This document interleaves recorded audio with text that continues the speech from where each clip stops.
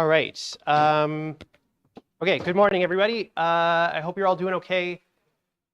I opened my email this morning, and I got an email from YouTube that said that my video had been removed for violating policies for the live stream for today's lecture. And it said that the policy that I had violated was that the thumbnail that I'd put for the video violated the sex and nudity policy. And so with no additional context, I'll show you what I had as the thumbnail for this. That was the thumbnail. I've since changed the thumbnail, but when I look at YouTube, I still see this video showing up in my live stream list. So I'm trying to live stream now, but I'm also recording. Can any of you, because all of you can see it from a different perspective than I can. I don't need to know right now, but after class, if you can't see this video, let me know so that I can just post the recording without that as a thumbnail. All right, so I hope you're all doing okay. We are getting real close to the end of the class. What I want you to be able to do by the end of today's lecture, and today's lecture for some context is kind of like wrapping stuff up. Like we're pretty much done with course material. And so the stuff that I want to start thinking about today is really taking a look at what we've done in the context of moving forward. So like going past where we are right now. So by the end of today's lecture, what I want you to be able to do is I want you to, in some way, shape, or form, describe how to continue to build and improve the software that we've been working on from the context of the stuff that we've done so far in the course. And so I'm going to use a few words here. I've used these words sometimes in the class, but I want to spend some time formally defining what these terms are today. The first thing I want you to be able to do is I want you to be able to define the term software architecture, and I want you to be able to give multiple examples of software architectures by name. I want you to be able to define the term design pattern, and I want you to be able to give multiple examples of design patterns by name and kind of describe what those design patterns are. The word design pattern has shown up also in Comp 2400, but I can't know for sure if you are all registered in Comp 2400. So I also want to talk about it in our context in 2450. I also want you to be able to classify design patterns. So there's 3 different classifications of design patterns. We've talked about design patterns in each of these different categories, and I'll spend a little bit of time talking about what each of these categories are. And then I want you to be able to take the design patterns that we've got in this course and in other courses that you've seen and start to be able to classify those design patterns. The last thing I want you to be able to do, and I want to show you an example of what you can accomplish with the architecture that we've used and the design patterns that we've used. I want you to be able to at least briefly explain how architectures and design patterns promote flexible and reusable software. So first things first, architecture is a word that I may have used once or twice in the course, but never really dwelled any time on or never really spent any time talking about. Software architecture is this idea effectively of making a decision about the underlying structure of the code that you've got. So both the physical structure of your code, I want to take all of these different ideas and I want to place them in different spots. I want to be able to take different parts of this application and I want to be able to put them in different locations or kind of high-level ideas of what I want to have for the system. And then also physical. So physical here means the literal package structure that we've been using, but it can also mean like the physical distributed structure of an application. So it doesn't necessarily just mean all the code on my device right now. It might mean the idea of having a server and a phone as 2 different parts of the architecture that you have for the application that you're building. Ultimately, these are going to represent these high-level abstract structures that represent the major ideas that you've got in a software system. These high-level and abstract structures are things that once you make a decision about, I'm going to do this specific kind of architecture, it's really hard later on in the life cycle of your software to make changes to that architecture. So what do we get In our course, in terms of an architecture, this diagram that I've shown you repeatedly is the architecture diagram for the software that we've been building up. We've got these different layers of responsibility. Each of these different layers of responsibility have responsibility to do different things, and we have this domain model that's being used to communicate between each of them. One of the big goals that we've had with this is to try and make sure that the logic layer does logic stuff, the UI layer does UI stuff, and the persistence layer does persistent stuff, and try to keep all of those ideas as separate things. Formally, this is an N-tier architecture. This is a multi-tier, N-tier layered architecture. This is a well-known and very common architecture to use in software development. For us, n is equal to 3, but n can be equal to lots of other numbers. It's not usually more than 5, but I don't have a hard number to say that it's always going to be this. However, the 3-tier architecture is by far, in my head, the most common kind of architecture that sits into this N-tier architecture structure. And so formally, in the 3-tier architecture, we have this presentation tier. This is our UI layer. This is the thing that has the responsibility of sitting in front of the person that's using your software, getting their inputs, and then passing that along to this thing that's called the logic tier. The logic tier here is really doing everything that our application itself is supposed to do. So all the logic that we have for the application that we're trying to build kind of fits into here. And the logic layer then interacts with the data tier.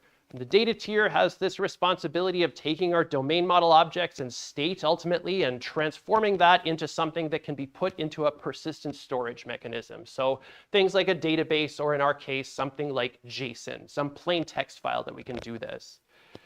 This is a really, really common architecture. I'd say that if you're going into industry, this is the architecture that you will most likely see when you're working on software when you get out into the real world. But that's just an architecture. There are other kinds of architectures that will fit into different kinds of categories. They will solve different kinds of problems.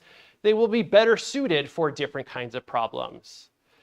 This is one kind of architecture. Other examples of architectures are things like client-server. Each of the parts of this diagram, so our server, the laptop and desktop PCs as clients, and our phone as a client, these things can each be implemented as software that are their own architectures. So each of these can be their own N-tier architectures. But the big high-level idea is that in a client-server architecture, these devices, laptops, PCs, and phones, they don't really persist any data about the stuff that they're working with. Ultimately, they become the UI. They become the presentation layer, and they interact with this server in the background. So when you've got your phone open and you're looking at something like, oh gosh, I don't have anything on here that I think any of you would also have. I have Steam on here. Okay, so I have Steam on my phone. When I have Steam on my phone, this is just interacting with Valve servers. There's no games on my phone. There's a game on my phone, but it's not a Steam game. The game that I have on my phone is called Shattered Pixel Dungeon, for the record. It's a fun game. If you have time, when you have time, Shattered Pixel Dungeon is a fun game to play. I advocate for that, yeah. So I have Steam on my phone, though. It's a client, and that client is over the internet, over Wi-Fi, or over mobile data connection, connecting to Valve servers that are located, I guess, somewhere in the US. I'm not really sure where Valve would have their servers. But that client doesn't really do anything with state at this point. It doesn't persist anything. It's just interacting with the server as a client. Another architecture here is this idea of a model and a view and a controller, the MVC architecture. When we had Dr. Chowdhury come last week, he mentioned this idea of a model view presenter architecture. And he described one of the ways that you can change the model view presenter architecture to be a little bit more energy efficient. Now I'm going to digress just for a moment again. This idea that he's talking about of taking these changes and batching them together to do more energy efficient stuff is actually quite an old idea that's been applied in other places. In the software stack that we're working with, the place where that it has been applied is actually on rotational disks, so hard drives. There's an idea in operating systems with these rotational hard drives that's called write coalescing and read coalescing. And the idea here is that your hard drive, when you ask it to do stuff, because it's a spinning disk, it takes a long time on a relative scale to do anything. And so if you can ask it to do 100 megabytes of writes at once versus 1 megabyte, 1 megabyte, 1 megabyte, 1 megabyte, 1 megabyte, it's going to be faster if you just coalesce all these things together all into one structure. And so the idea that Dr. Chowdhury was presenting of taking these writes or changes to our domain model and batching them all together is an old idea, but it's being applied in a different place there. The idea of MVC is that we have three major parts to our system. We've got a view. At a high level, this is approximately the same as the UI or the presentation layer in an N-tier architecture.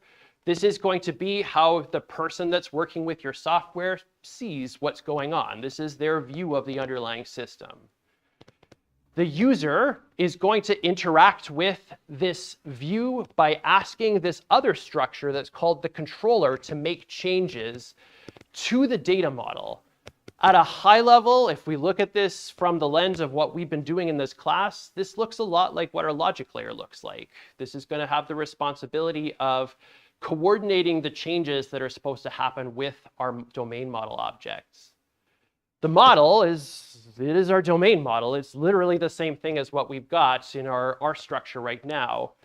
One of the major differences between this and the layered architecture that we have is there's two major differences. One is that the model is often responsible for persisting itself. So we don't have a separate persistence layer per se. The domain model becomes responsible for putting its own data into its persistence location. But the other thing that's different is that the model, when changes are made to it in this architecture, the model has the responsibility of saying, hey, view, I have changed, and therefore you should update yourself. Something has changed about my state, and therefore what the person sees on the screen also needs to change. So it's this cyclic pattern of our user is telling the controller, I want to make changes to this. It does make changes to it. The model is changed and then tells the view that it needs to be updated, and then the view is presented back to this user. So this is another kind of architecture in the same way that we've got our N-tier or client-server architectures. As you proceed from this course, you're going to continue to see different kinds of architectures. In Comp 2452, we're probably going to be doing MVC as an architecture. Rather than doing this layered architecture that we've been doing in this class, we're going to switch to doing something a little bit different. MPV, model presenter view, and model view model are just multiple different ways of describing the same idea. You might see these in different places. Comp 3020 is Human-Computer Interaction 1. In this course, they talk about MVC as an architecture, and the software that you build as a group kind of fits into that architecture. In Comp 3350, this is Software Engineering 1. You will do effectively an N-tier or layered architecture, but on a different platform. Traditionally, in the last 10 or so years, we've been doing Android app development in that class, but that's changing, and that may change by the time you get to that point. In Comp 4350, so this is Software Engineering 2, this is a class where effectively it becomes a choose your own adventure on building up an application architecture. When I've taught that class in the past, the structure of it has been, here's a bunch of different architectures, and here's how you would evaluate them for the kind of thing that you're trying to build right now. And it's the team's responsibility in that class to make decisions about what architecture that they actually want to use for the software that they're building when they get to it. And I really, really wish that software architecture decisions had things like dinosaurs and knights and dragons and what I guess is some kind of a mage or wizard or something. Yeah. When you get out into your job, I can't predict what architecture you're going to see here. Again, I think it's probably going to be a layered or end-tier architecture, just because it's really common to see those kinds of architectures out in the wild. So in terms of architectures, just to be very clear again, I'm looking for you to define approximately what architecture is and give me examples of what they are by name. I'm not looking for you to tell me exhaustively what these architectures are, but I'm looking for you to give me examples of what these architectures are by name. Design patterns is another thing that we've spent some time doing in this class. And when I think of design patterns, I think back to my childhood. When I was a kid, and this is not a relatable story for anybody anymore, but when I was a kid, my parents were kind of poor, and so they would make me costumes for Halloween. And so my mom would be the one making this costume, and she would go to the store and she would buy these things that are called patterns. They're fabric patterns. And it's not exactly the one that I had, but I was definitely Frankenstein at some point in my life. And my music teacher, when I was in grade 3, referred to me as Franklinstein, which I will cherish as a memory forever. When I think of patterns in software, and when I think of design patterns in software, it's a lot more about something that's like this. What you get when you buy these packages is something that looks a little bit like this. And the idea here is that this is a template. This is something that you are going to cut out of fabric, and then here's where you sew all these things together. The stuff that you get from this is not exactly the costume. It's up to the person that's working with this to make decisions about things like the fabric that they're going to use, the type of stitching that they want to use. They're going to make decisions about the accessories that they're going to put on this costume at the end. And the pattern that they're getting from this package is a description ultimately of, if you cut it this way and you sew it in these spots, you're going to get a costume that resembles the thing that's on the front of this package. Software design patterns are very much that idea. Software design patterns are basically a description of a solution to a problem. So the people who wrote this book, and I brought it because I have it, this book is called Design Patterns. This book is called Design Patterns. It's often referred to as the Gang of Four book. And the Gang of Four here are Eric Gamma, Richard Helm, Ralph Johnson, and John Vlides. This book is a 400-page book that describes reusable ideas in software. These are just descriptions of ideas. They're not source code. There are source code samples in this book, but they're not really describing source code because they don't know what your domain is.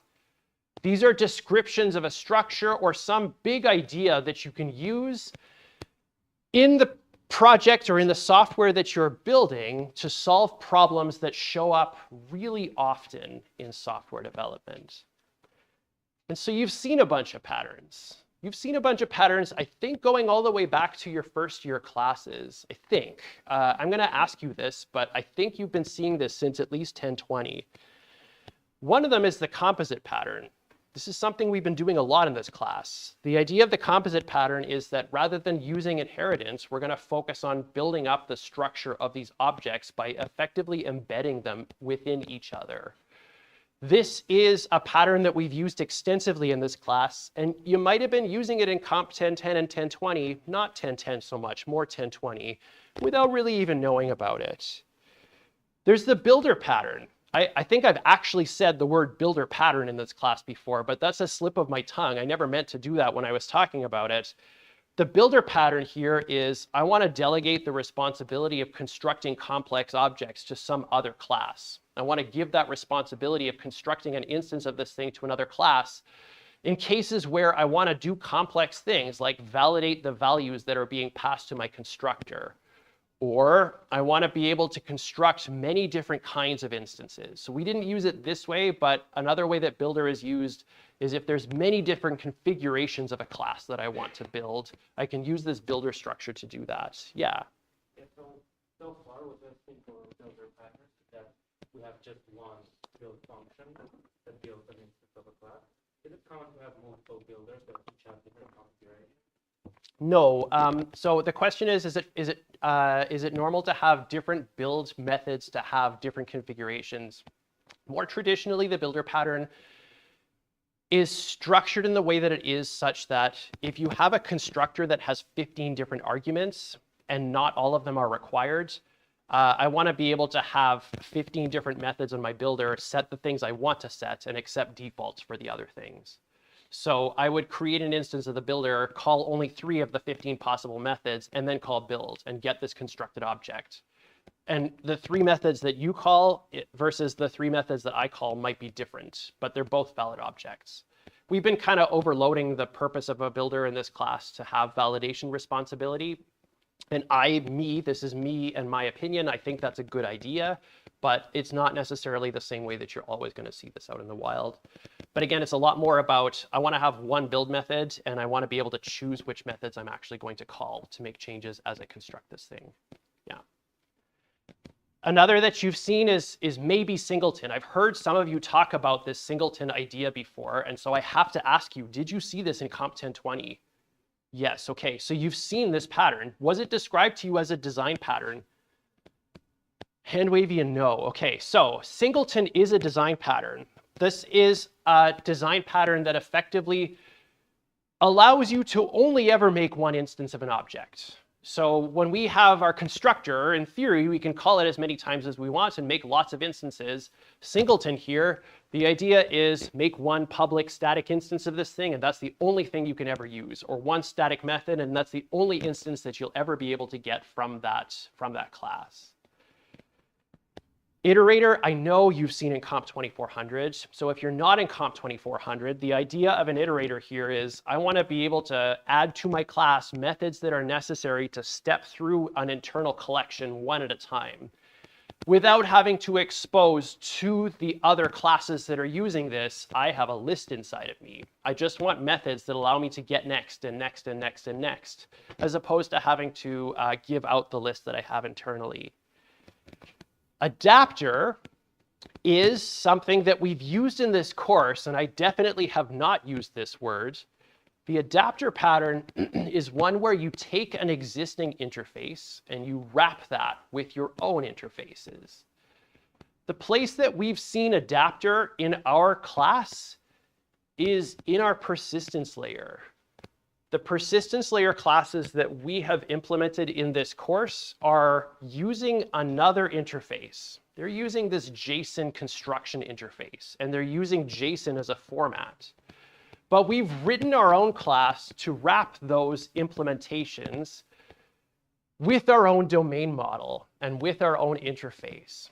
And adapter, when I think about adapter, I'm literally thinking about those plugs, like the international plugs that you'd want to change the UK plug into a US or a Canada plug, literally an adapter like this. So I want to be able to interface with different things.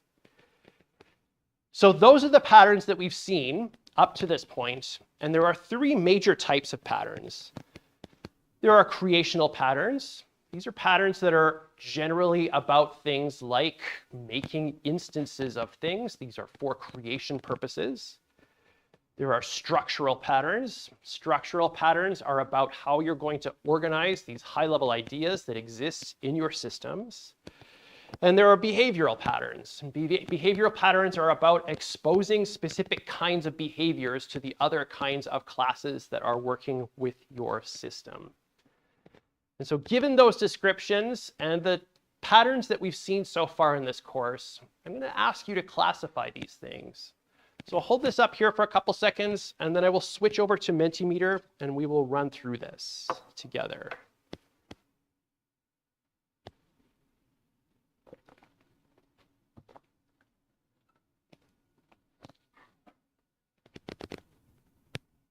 All right, I'm going to pop over to Mentimeter here. can see people giving me thumbs up, but I'm still waiting for players.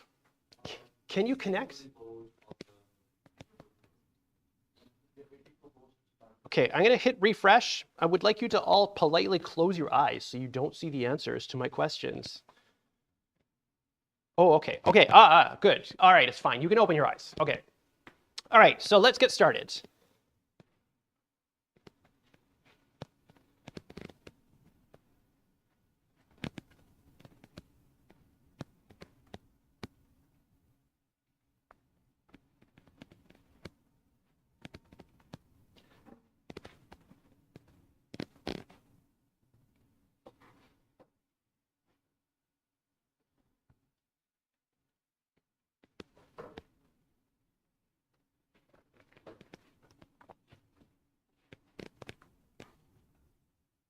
All right, awesome. Yeah, so the builder pattern with our wonderful friend Bob the Builder here, this is a creational pattern. This is something that is responsible for coordinating the construction of an instance of an object. Here's another question.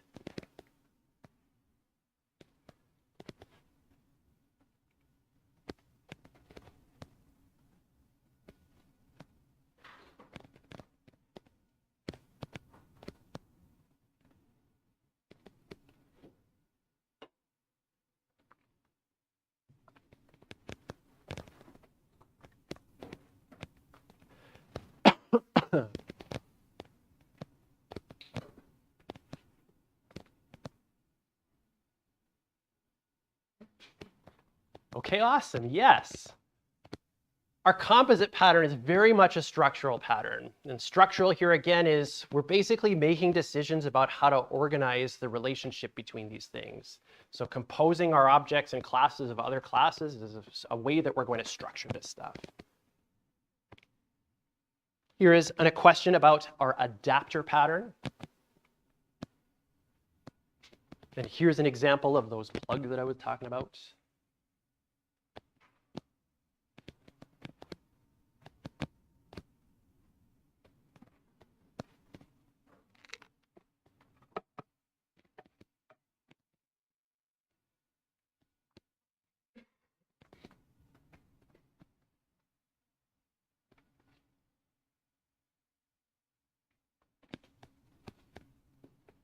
Oh, okay. So that's fair. I want to give you some spiritual credit for thinking about this as a behavioral pattern. We're trying to change one behavior into another kind of behavior, but really this is a structural pattern. And the idea here is that we have existing classes. There is some structure that has been provided to us.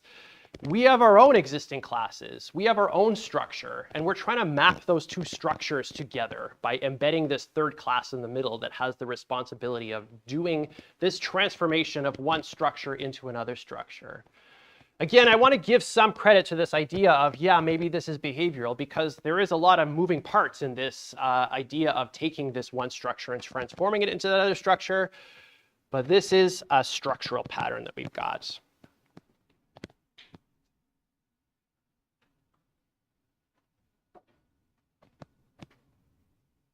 That is very close between Bodie McBoatface and Freddie Mercury's mustache.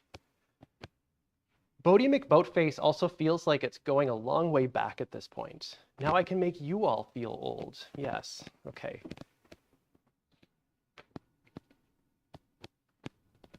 This is about the iterator pattern.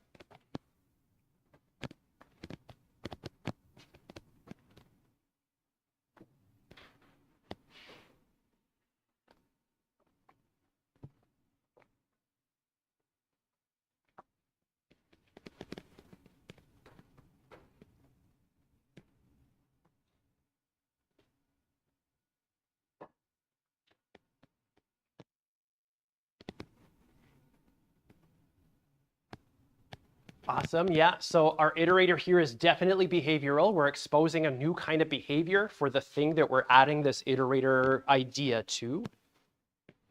And here's our last one.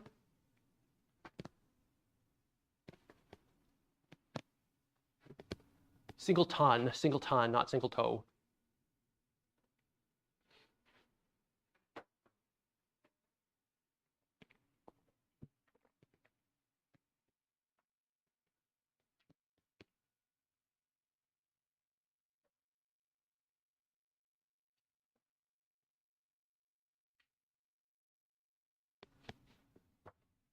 Mentimeter has like an interface for choosing images from Unsplash. It's like a free picture thing, and I typed in the word single, and there was lots of stuff that came up, and this is the best one, I think, that represents the idea of single. Gosh, I don't know. Yeah, this is a creational pattern. And the creational pattern here is effectively, I want to forbid you from making more instances than just this one instance that I want to allow you to make. Freddie Mercury's mustache and Bodie McBoatface are not on the leaderboard at all, so this is a big shakeup. All right, congratulations to Cake, whoever Cake happens to be. I will post these slides up to the course webpage with the answers selected. At the beginning of this book, so again, this is our design patterns book. I'm not expecting you to buy this book. Just to be clear, I wouldn't expect anybody to buy this book. This is a good book. This was a good book, but all of this is just on the internet for free. Like, even if you find a PDF of this book, I'm not sure I'd recommend you download the PDF of this book because there are better resources describing the same patterns. But at the beginning of this book, there's a list of all the design patterns that are in this book. And I'm going to read them aloud to you right now. I'm not actually going to do that. But it does organize them into creational, behavioral, and structural design patterns. I think that these are valuable to know about, but in terms of this course, the things that I really care for you to know about are the design patterns that we just talked about. So these ones, and I would want you to be able to organize these into these 3 different major types. That's something that I would look for you to be able to do. Okay, so we've got design patterns and we've got software architectures. Violating the sex and nudity policy of YouTube. Why though? Why? Like, what have we actually accomplished by doing any of this stuff? Going all the way back to the beginning of the course, the idea of keeping it simple, keeping it sweet and simple. And we've now got this idea of complex software architectures and lots of different kinds of design patterns. And there are some realistic arguments that can be made for maybe that's not so simple. Maybe that isn't so simple. But at the cost of complexity in these design patterns and these software architectures, we get stuff. Yes, it adds complexity to what we're ultimately doing, but we're accomplishing things by doing this. One is that by being able to describe different design patterns, and being able to describe different architectures and different parts of different architectures, we now have a common language for communicating with other technical people. I am able to talk to all of you about the word singleton, and all of you know what that means now. I don't even have to give you an example of code anymore. When I say the word singleton, at the end of Comp 1020, you have a firm idea of what that means. I can use the word builder, and you can all either maybe kind of painfully imagine the idea of what's in your source code now, but you have this idea of what a builder is and what kinds of responsibilities it might have. I can talk about things like the persistence layer, and you know what I mean by that.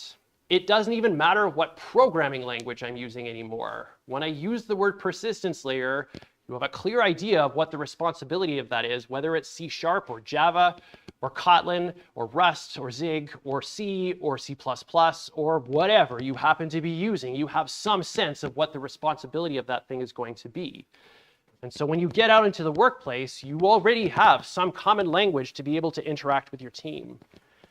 Something that's pretty far outside the scope of this course is that when we start using these design patterns and software architectures, it gives our managers or senior developers, so Seth was talking about this idea of making estimates and planning, it gives the ability to those kind of people to start making high-level assessments of how long it might take all of you to make changes to the UI layer and the logic layer and the persistence layer. They have a sense of what goes into those things. They have a sense of how long it takes to accomplish certain tasks in those things.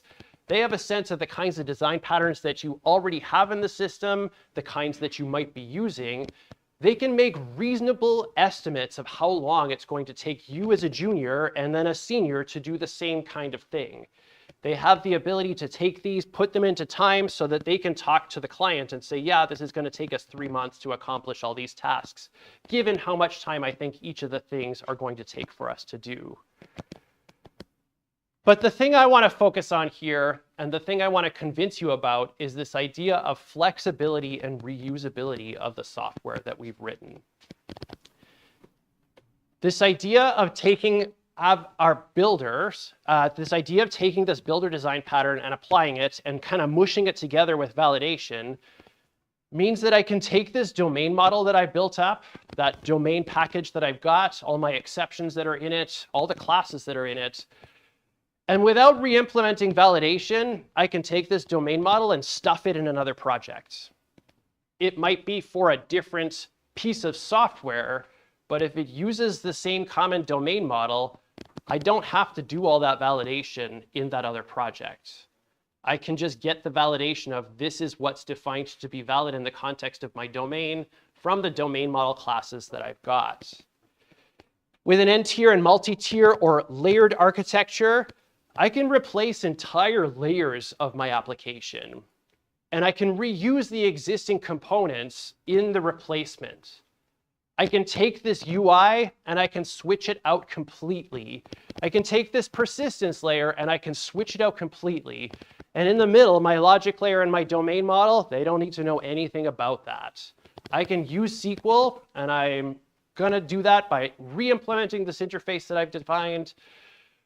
I don't have to change my logic layer. It just works.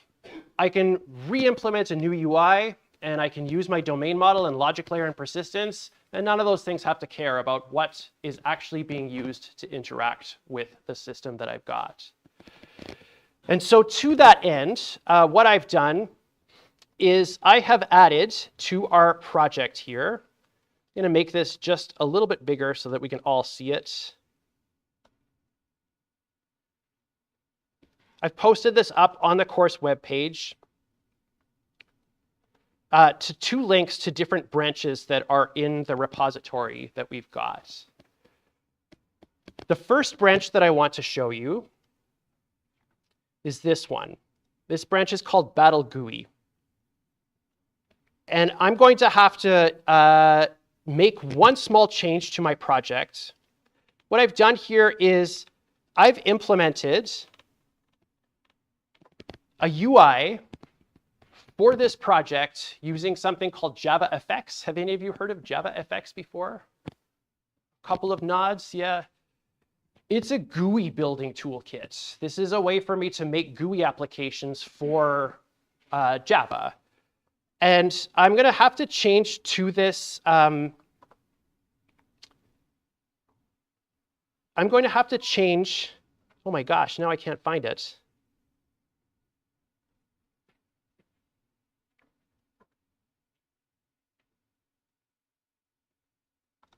I need to make this smaller. Forgive me, sorry. I'm going to have to change the JDK that I'm using. The JavaFX that I want to use, I need to have a newer version of the JDK. So if you want to try and run this on your own system, you're going to have to use a JDK that I think is at least version 23 to be able to use JavaFX. So if you want to try to run this on your own system. But the idea here, what is going on? The idea here is that I am able to run this JavaFX implementation, and it's real tiny. Forgive me for this being so small. But what I've got here is, this is a battle between Franklin and Gary. It's Franklin's turn. What do you want to do? I want to fight. Here are the 2 Pokemon that are being in this battle. I want to use tackle. That's the only thing I can use. I'm going to attack. Now it's Gary's turn, and Gary's going to fight. And then Gary's going to tackle. And then I'm going to fight, and I'm going to tackle. And Gary's going to fight, and Gary's going to tackle. And I'm going to fight, and I'm going to tackle. And now the battle's over. And if I take a look at this code that I've got here, this is effectively going through the process of asking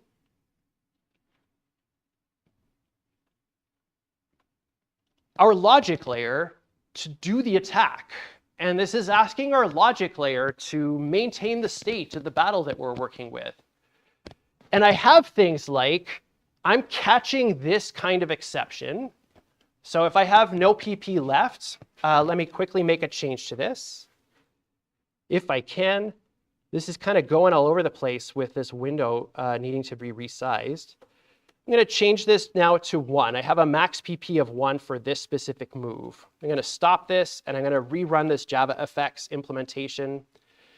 And when I get to fight and tackle and fight and tackle and fight and tackle, there's no PP left. I'm going to highlight this field, and I'm going to tell you, you need to make changes to this thing. This is a really bad game because I can't actually choose anything else other than tackle. Again, we need to go back and implement struggle, and we're not going to do all that stuff. But I didn't have to redo this logic for validating the state that I have here. I called the method, and I caught the exception. I want to show you one more thing. And there's another branch that I've linked to here that's called Battle Web. Sure, do all that stuff. And what I've got in Battle Web here is there's still this GUI package where I put this GUI for implementing this. But I also have a web application. And the web application this is a web application. I'm going to run this. This has a main method in it, and I will talk about some of the stuff that's in here in a moment. I'm going to run this main method. Sorry, I'm going to also have to do the same thing. Oh my gosh. This is a bad example because I'm just like, you got to change all these obscure settings in your module. So I'm going to switch this back to JDK 26. I'm going to make it bigger again. Way down here.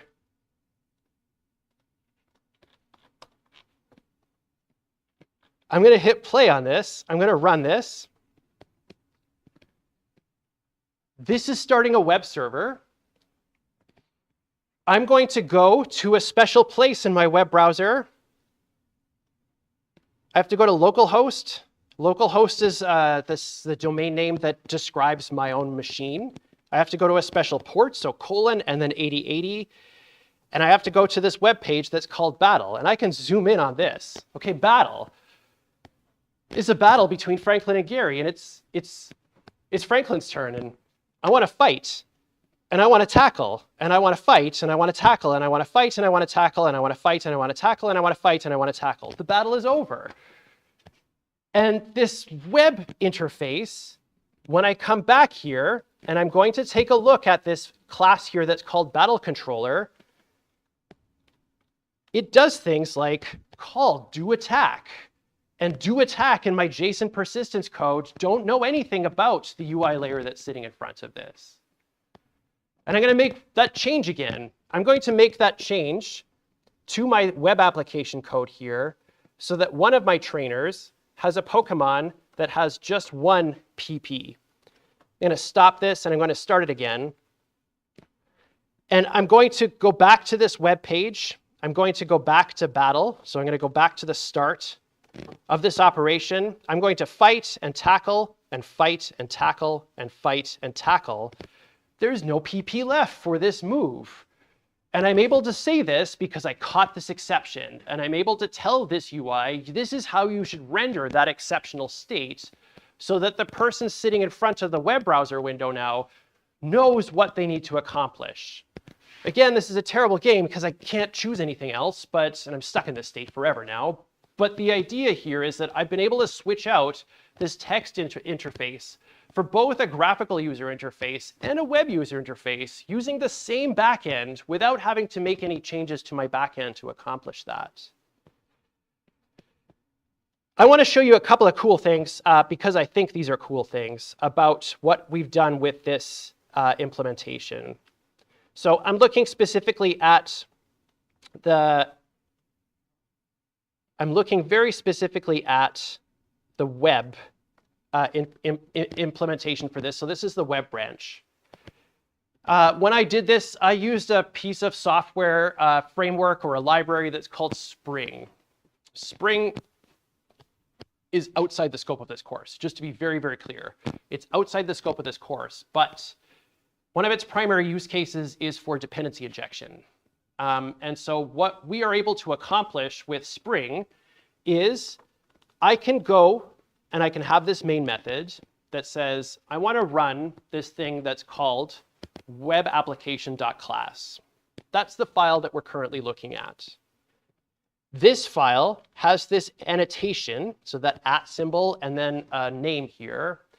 This is a special piece of information that says this class is a web application. Within this class, I have another class that's called appconfig. It's been annotated with @configuration. And within that, we have a bunch of instance methods where each of these instance methods are annotated with @bean. And what effectively this is saying is, I'm going to call this method to make an instance of the trainer object. I'm going to call this method here to make an instance of this trainer persistence object. I'm going to call this method here to make an instance of the battle object.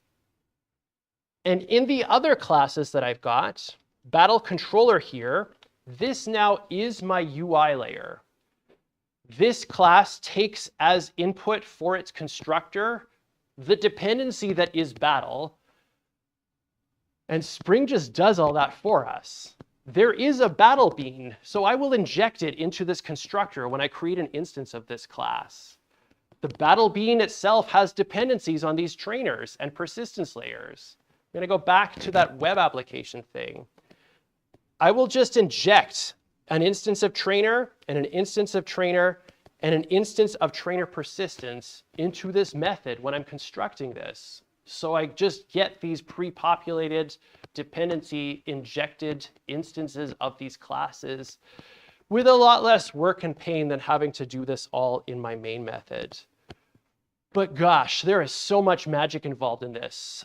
This uses a great deal of reflection in Java, which I think maybe you've talked about in Comp 2400 ?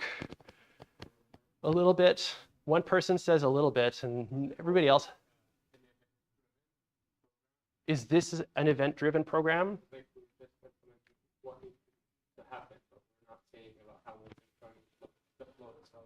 So this is, at least in the client-server architecture that we've got now with a web interface and a logic layer, it's sort of an event-driven architecture. But prior to that, it's still not really an event-driven architecture. It's still more of that three-tier thing. Reflection, if you haven't talked about this in Comp 2400, is effectively that Spring is able to go through all the classes that you have in your application and ask questions about the code itself. I want to find all methods that are marked with this bean annotation, and I'm going to use that to figure out what all of the instances are that I should have for this. I'm going to go through all these method arguments that are marked with @qualifier and make decisions about which thing I should be injecting into this when I start all this app. So the big value here, the why though, is ultimately I can switch out that whole front end without having to make any changes to my logic or persistence layers. They don't know or care what my UI layer looks like. I'm able to just reuse those existing components.